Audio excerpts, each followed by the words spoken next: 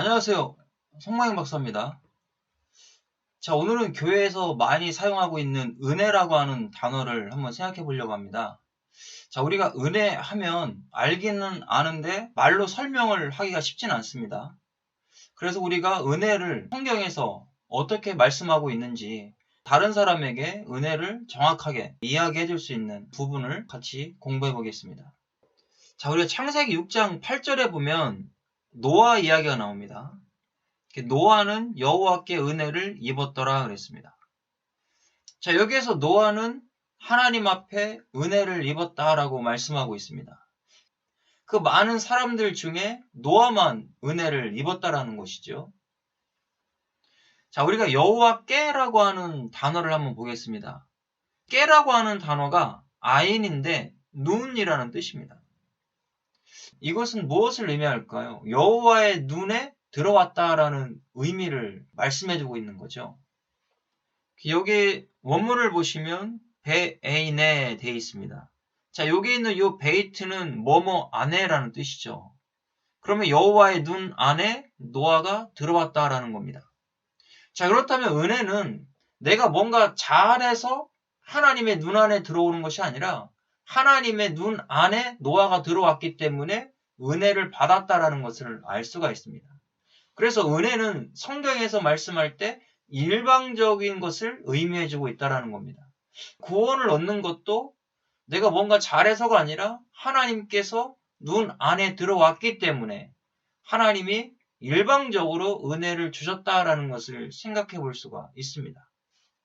자, 우리가 은혜라는 단어를 보니까요, 헨이라는 단어를 썼습니다. 호의, 은총, 은혜, 매력, 아름다움 이런 뜻을 가지고 있습니다. 그래서 은혜는 하나님께서 직접 주시는 것을 의미해주고 있다. 그래서 내가 은혜 받았다라는 것은 하나님께서 일방적으로 은혜를 베풀어 주셨다라는 겁니다. 그 많은 사람 중에 노아도 죄인이었다라는 겁니다. 그 수많은 죄인 가운데 하나님께서 노아를 보시고 여호와의 눈 안에 들어오시고 은혜를 베풀어 주시니까 방주를 만들게 하신 거고요. 그 방주를 통해서 살 수 있는 길을 허락해 주신 겁니다. 그러면 이 세상에 수많은 사람들이 있어도 하나님 눈 안에 들어오면 그것이 은혜라는 것이죠. 그러면 하나님의 은혜 안에 들어온 사람들은 하나님께서 지키시고 보호하시고 함께 하신다라는 것을 알 수가 있습니다. 그 은혜라고 하는 다른 단어를 한번 또 생각해 보겠습니다. 창세기 43장 30절에는요. 요셉이 아우를 사랑하는 마음이 복받쳐 급히 울 곳을 찾아 안방으로 들어가서 울고. 자, 요셉이 베냐민을 보고 이 마음이 북받쳐 올랐다라는 겁니다. 울음이 터질 수밖에 없었죠. 자, 여기에서 사랑하는 마음이라는 단어가 라함이라고 하는 단어입니다. 이것도 은혜, 사랑, 뭐 이런 거죠. 불쌍히 여김, 동정, 자비. 이것도 은혜의 다른 단어로 사용이 되고 있다는 겁니다. 자궁으로도 이 단어가 또 사용이 됩니다.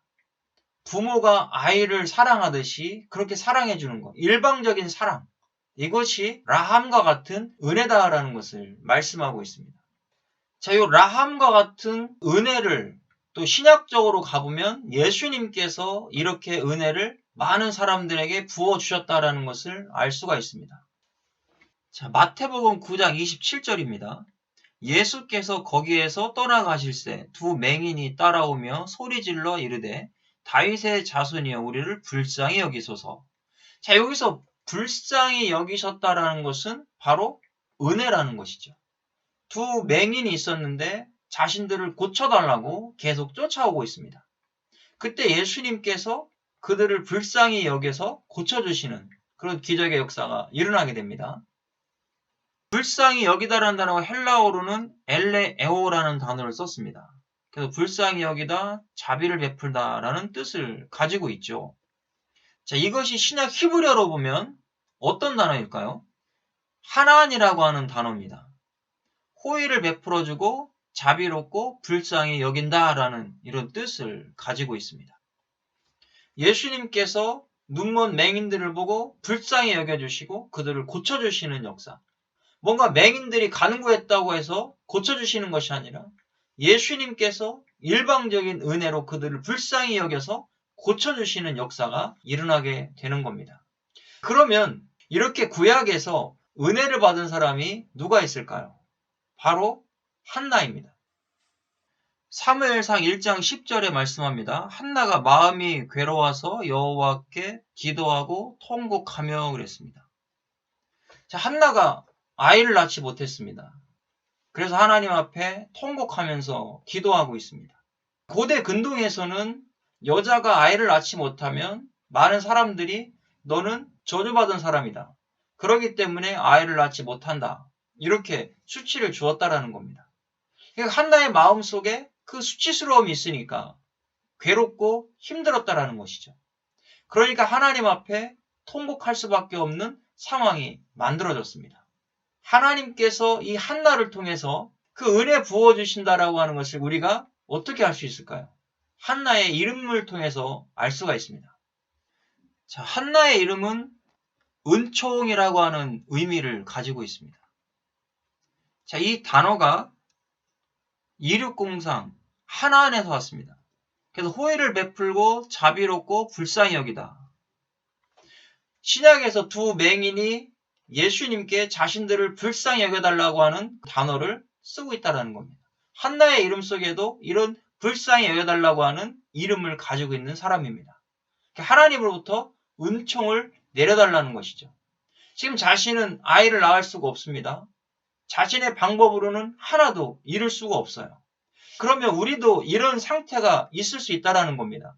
내 힘으로는 도저히 지금의 상황을 극복할 수가 없는 상황이 있을 수 있다는 겁니다. 그런 상황 가운데에서 하나님 앞에 한나처럼 통곡함으로 기도할 때 하나님이 은혜를 베풀어 주시는 겁니다. 뭔가 내가 조금이라도 0.1%라도 할 수 있다면 그건 은혜가 아니죠. 내가 전혀 할 수 없는 상태 가운데 하나님이 도와주실 때 그것이 바로 은혜라는 겁니다. 기도를 왜 하겠습니까? 하나님 앞에 전적으로 의지하기 때문에 기도하는 겁니다.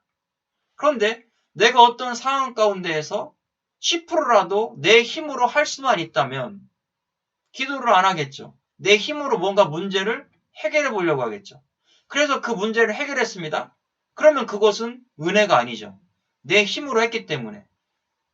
하나님께서 100% 이루어 주신 일이라고 할 때 우리는 그것이 은혜다라고 말할 수가 있습니다. 자, 그러면 구원적인 관점에서도 마찬가지입니다. 로마서 4장 4절에 말씀합니다. 일하는 자에게는 그 삭이 은혜로 여겨지지 아니하고 보수로 여겨지거니와 뭔가 내가 1%라도 일을 해서 이루어지면 삭으로 본다는 것이죠. 그러나 은혜는 내가 할 수 없는 중에 그 일을 해결해 주시고 풀어주셨기 때문에 그것이 은혜인 겁니다. 구원도 내가 한 것이 아무것도 없습니다. 그래서 은혜로 받았다라고 말씀하고 있습니다.